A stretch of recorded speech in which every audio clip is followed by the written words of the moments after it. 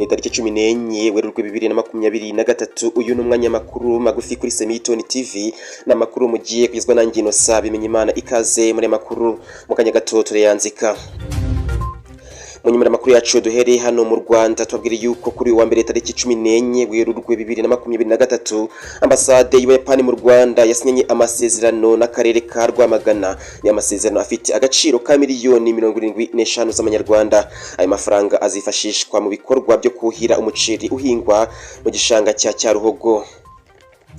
Mwandi makuru ari kuvugana mu Rwanda nuko banki y'igihugu y'iterambere BRD yasinyanye amasezerano na koperative Mwani Musako afite agaciro ka miliyari 20 z'amanyarwanda kugira ngo agurizwe abarimu babashe kubona inzu zo kubamo mu buryo bworoshye. BRD yasinye aya masezerano muri gahunda yisegira iwawe igamije gufasha abantu bafite amikoro aciritse gutunga inzu mu buryo bworoshye.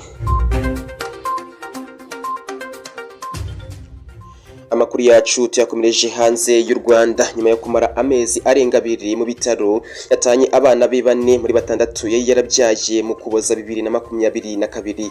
Kuwa mbere tariki 13 Werurwe 2023 umubyeyi wo mu gihugu cy'u Burundi Mugishimana Jahari nibwo yasezerewe mu bitaro afite abana 4 yabyaye kandi bose ari bazima. Umushumba wa Kiliziya Gatolika Papa Francis aranenga ubutegetsi bwa leta ya Nicaragua ikaba iyobowe na Perezida Daniel Ortega. Papa Francis avuga ko ubutegetsi bwa Nicaragua bumeze nk'ubw'abanazi. Uko kutumvikana hagati ya Vatican na Daniel Ortega kwatewe n'ifungwa umupadi wakoreraga ubutumwa muri Nicaragua.